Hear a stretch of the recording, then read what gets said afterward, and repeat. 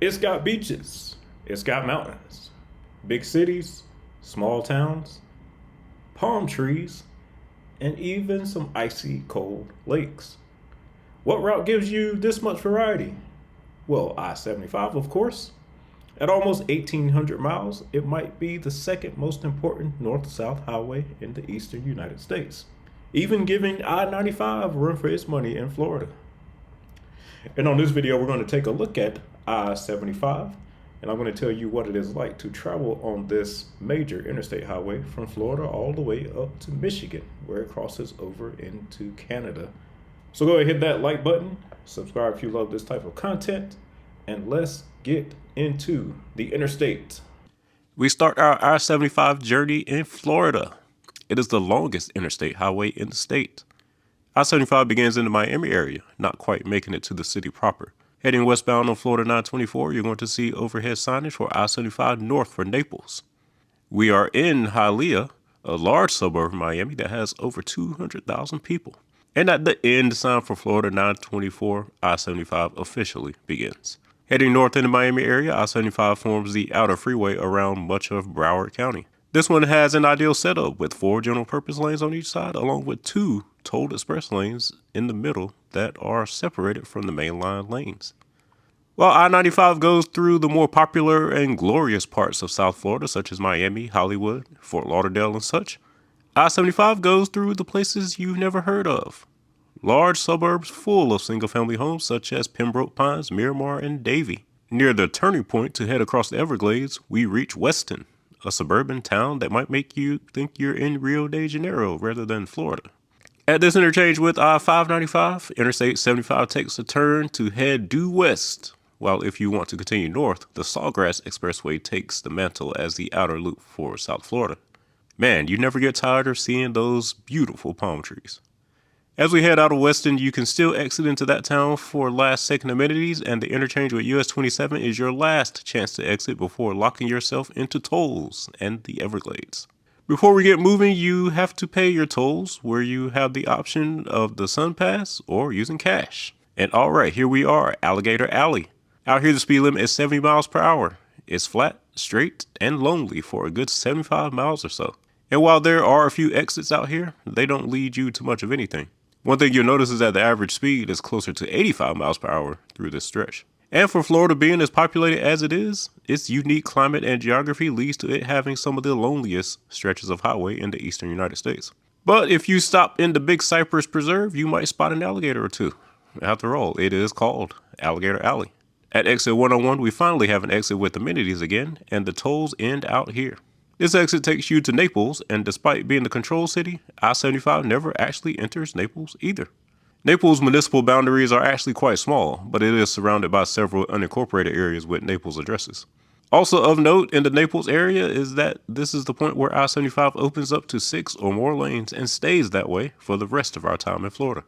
Through southwest Florida, I-75 acts as the bypass route around cities such as Naples, Fort Myers, and Bradenton, while US 41 remains the direct route that hits the downtown areas. At the exit for Florida 82, you can head west to downtown Fort Myers or east to Immokalee. What you don't see on this sign is that heading east also takes you to Florida's armpit of Lehigh Acres, a place that Florida didn't even want to place on the highway sign despite its large population of over 100,000 people. Up next is the Punta Gorda, Port Charlotte area, where we meet US 17, which has made its way from the East Coast out to Florida's West Coast. Then after Charlotte County, we enter Sarasota County, passing through the city of Northport, a city that was all over the news a few years back for something not so good. Closing in on Sarasota, I-75 travels closer to the beach than we were earlier. Siesta Key is nearby with its famous Siesta Key Beach. Note that the typical age that you'll find at the West Coast Florida beaches trends a bit higher than those you found back in South Florida. Similar to Naples, I-75 passes to the east through unincorporated places such as Fruitville and Lakewood Ranch, while the core cities of Bradenton and Sarasota can be found to the west. North of Bradenton, we have our first major decision to make. Signage is seen for I-275 for St. Petersburg or I-75 for Tampa. Interstate 275 runs directly into St. Petersburg and Tampa both, while I-75 bypasses the core of these cities to the east. There's also a pretty spectacular bridge to check out if you choose Interstate 275. But if you have no business in the Tampa Bay area, then I-75 is for you. Then we enter Hillsborough County, the home county of Tampa. You may know Tampa for its lovely skyline, NFL team, and nice winter weather. But when it comes to roads, Tampa and Hillsborough County overall has been noted as being the most dangerous county in the United States for commuters, with a whopping 9.2 deaths per 100,000 commuters, in comparison with the national average of 4.8 per 100,000. And now that we are in the Tampa area, I want to remind you that this video is brought to you by Tampa personal injury attorneys, Farah and Farah. Here for you, here for good. Now let's get back to I-95. After exit 254, we enter the suburb of Brandon, another unincorporated place of over 100,000 people. Then you'll see the Selman Expressway, which takes you directly west to downtown Tampa and is one of the best highways in Florida to drive on. It's not free, of course. You've got to pay for such an experience. After the Selman, we widen up to 8 lanes and approach Interstate 4. The highway, which has often been ranked as one of the most dangerous in the U.S., man, the most dangerous highway in the most dangerous county. Stay safe out there, my Tampa friends. This interchange is the unique turbine design that is favored in some places due to its large queuing area and lower costs due to using less bridges compared to large stack interchanges. Around Bruce Downs Boulevard, we finally enter Tampa proper, albeit briefly, and the 4th lane becomes exit only. This is also your last chance to get back into downtown Tampa, as the upcoming interchange with I-275 has no southbound option. So then we collect I-275 traffic and we are heading north through the final Tampa area suburbs with the controlled city of Ocala. Between Tampa and Ocala, things calm down and it gets pretty rural. However, we're never too far from more giant places such as Spring Hill, and the town of Brooksville is also nearby. Near Wildwood, we collect Florida's Turnpike. Now, there is no exit to the Turnpike, but the following interchange with Florida 44 can get you there. Along with Wildwood is the popular age-restricted community of the Villages to the east. And after the Villages is Ocala, the county seat of Marion County and the economic center of this part of Florida. The Ocala metro area has been one of the fastest growing in the country over the past 30 years, so people seem to love it out here. And then there is Gainesville, the college town dominated by the University of Florida. And as we leave Gainesville, Florida suddenly feels a lot more southern as we ironically enter northern Florida. The last town of significance for the state is Lake City, near the junction with Interstate 10, with Interstate 10 being signed for Tallahassee and Jacksonville. And after a long journey, Florida thanks us for visiting. And you can see the sign with the peach. Welcome to Georgia.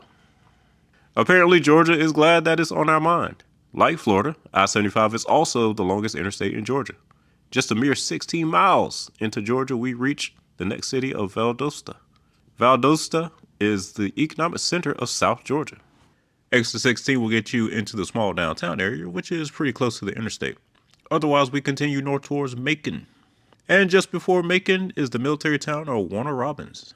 And then you'll see signage for I-475. The situation here is opposite of our experience in Florida, where the auxiliary route bypasses the city here and is signed for Atlanta.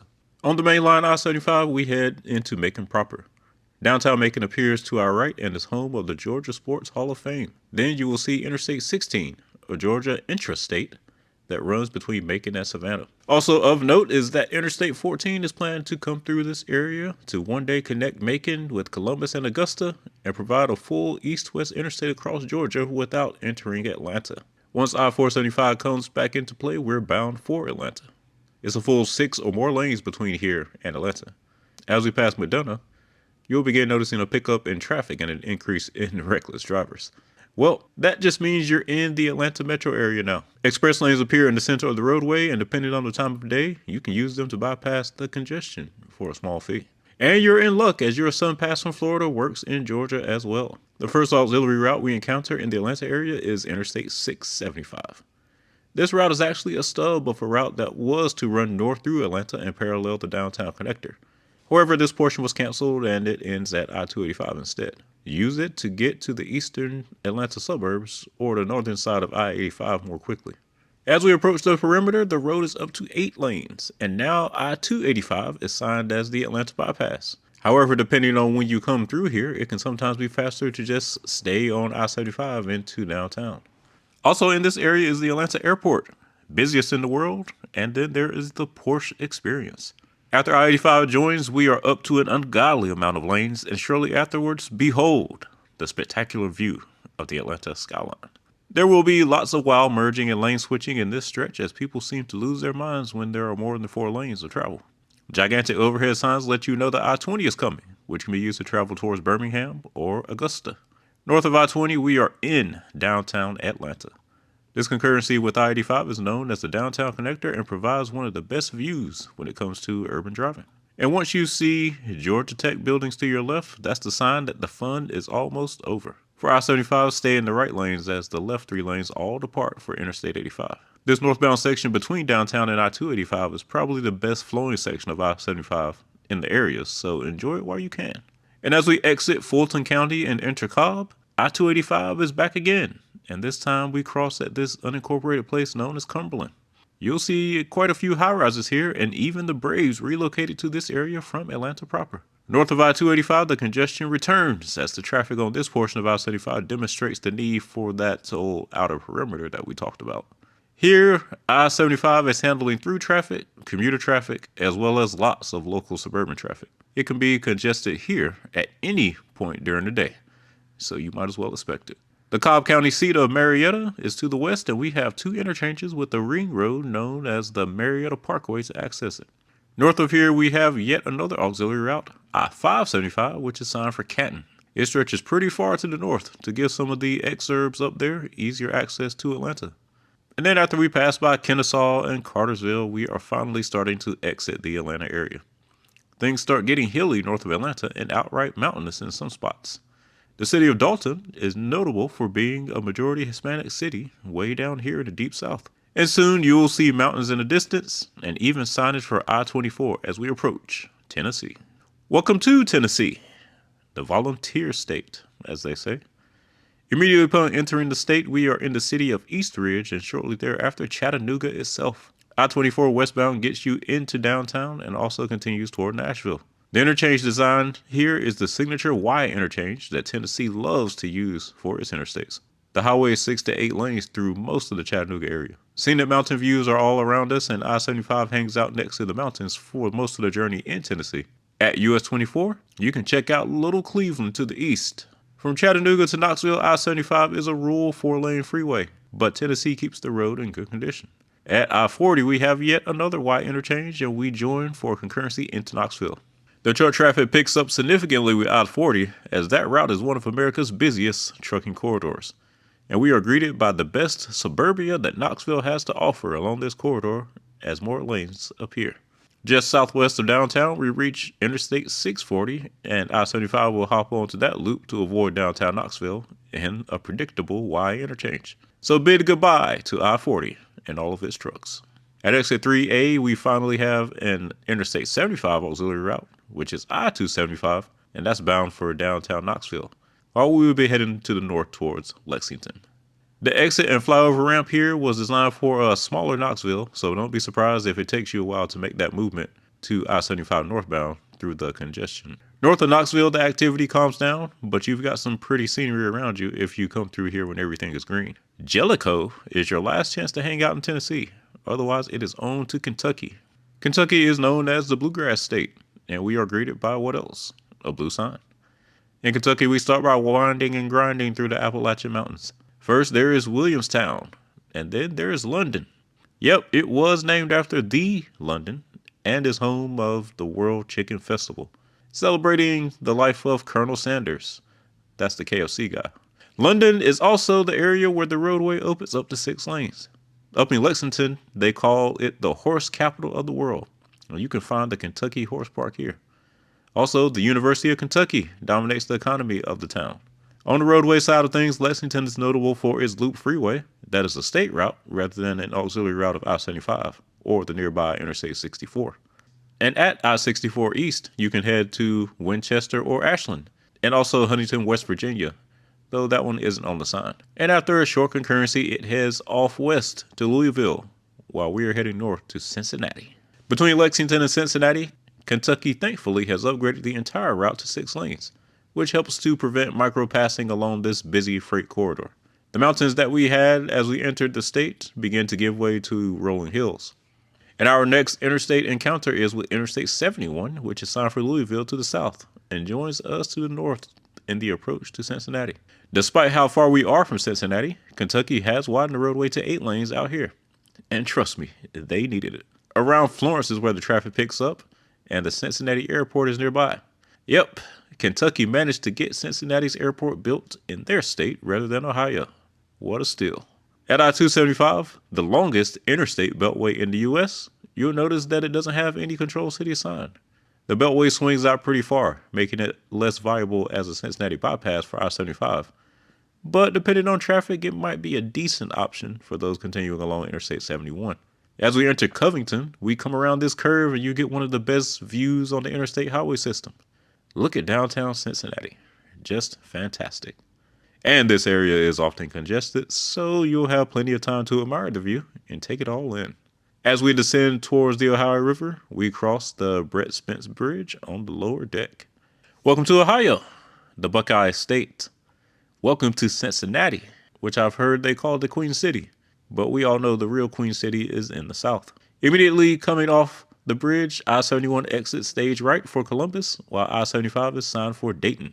The Cincinnati skyline can be seen up close to your right. Through Cincinnati, it gets busy, but usually remains free-flowing outside of rush hour. Interstate 74 appears soon and is signed for Indianapolis. Even as we exit Cincinnati, the roadway remains busy as the I-75 corridor contains most of Cincinnati's northern development. At the northern interchange with I-275, we do have control cities this time around, Indianapolis and Columbus. This interchange is in Sharonville, the suburban town that I stayed in for my time in the Cincinnati area. The area between Dayton and Cincinnati is actually pretty developed, and I-75 has 8 lanes. It's honestly surprising that the Census Bureau has not yet made them into one metro area. The 4th lane drops at I-675, which is an eastern loop around Dayton that is signed for Columbus. In central Dayton, we have a major interchange with US 35, and I-75 is noteworthy here for crossing the Miami River not 1, not 2, but a whopping 4 times. North of Dayton, we meet Interstate 70 in our second turbine interchange so far on I-75. Columbus and Indianapolis are here again as control cities, while I-75 is taking us to Toledo. Between Dayton and Toledo, you'll see lots of farms, forgettable scenery, and Lima. Many cities along this corridor in Ohio reveal the population decline of the Midwest as Americans started moving south in the late 20th century. And Lima, like many others, has been in population decline or is stagnant at best. Even Toledo lines up with this trend. And speaking of Toledo, as we enter the area, we have Interstate 475, which is signed for Ann Arbor and the suburb of Maumee, while on I-75, we are headed directly into Toledo and Detroit. Before downtown, we encounter the Ohio Turnpike. Interstates 80 and 90 join together, signed for Cleveland and Chicago. Yep, the whole state of Indiana got skipped over on this sign. In downtown Toledo, I-75 has 6 lanes and does a little dive in and loop out around the city. Interstate 475 comes back home, and there's a loop I-280 that runs back south to the Turnpike. Surprisingly, Toledo has not yet annexed this area next to the state line, so we're briefly in unincorporated territory before hitting Michigan. And there you see it, pure Michigan. A unique placement of the welcome sign here on I-75 in Michigan, I must say. I-75 is considered Michigan's main street. It's 6 lanes and pretty calm as we enter Michigan. I would say calm before the storm, but Detroit actually isn't that bad as far as traffic goes for a metro area of its size. Far outside of Detroit, we encounter Interstate 275. I-275 forms a partial loop around western Detroit, but I wouldn't recommend it as a bypass. The route was at one point planned to continue north as Michigan 275 to reconnect to I-75 near Clarkston, but these plans were canceled. So with the current route, you're just better off driving through the city on Interstate 75. The development starts around Rockwood, but nothing too crazy as our 6 lanes handles things quite well. At exit 35, we get a left exit for US 24, known as Telegraph Road in these parts. And if you want to familiarize yourself with the Michigan left, take this exit. There are tons of them along Telegraph. These southern Detroit suburbs are made up of a gigantic sea of single-family homes. And after Lincoln Park, we are finally in Detroit proper. Shortly after entering the city, you can see the soon-to-be opening Gordie Howe Bridge to Canada. Can't wait to drive on that. and the partially completed interchange which will connect it to Interstate 75. The Gordie Howe Bridge will provide a direct connection between the U.S. interstate highway system and Canada's 401 highway in Ontario. After that, you'll see signage for Bridge to Canada in reference to the current Ambassador Bridge. Interstate 75 takes a turn to the west, where we have I-96 for Lansing and the Detroit Airport. We then turn back towards the northeast, where you get a nice viewpoint of the skyline. I-75 travels on a sunken path north of downtown. Then there's an I-375 spur that we recently discussed, which is planned to be converted into a surface boulevard someday, so drive it while you can. Shout out to Michigan for the good condition of I-75 so far. Headed north out of downtown, we are up to 8 lanes at last, and I-75 continues below grade. At exit 59 is 8 Mile Road, a famous roadway which marks the end of Detroit's municipal boundaries. Perhaps you've heard of it. We are now officially in the suburbs. Royal Oak, Madison Heights, and then Troy. We also pass by Pontiac to the east through the suburb of Auburn Hills. You might remember that suburb from the Malice in the Palace brawl back in the day. Interestingly enough, US 24 is to the west, while there is a state route, Michigan 24, to the east. Surprised they haven't changed that due to driver confusion. After Pontiac is Flint. In Flint, you've got I-475 headed into the city, while I-75 functions as the bypass. Interstate 69 also appears here, as Michigan was the first state to complete that route. Flint's downtown has certainly seen better days. And our last city of significant size is Saginaw. Saginaw, Flint, and Pontiac all saw significant population decline in the late 20th century, though Pontiac finally returned to growth on that 2020 census. Saginaw has a loop like Flint and I-675 that takes you into the city as we bypass it to the east.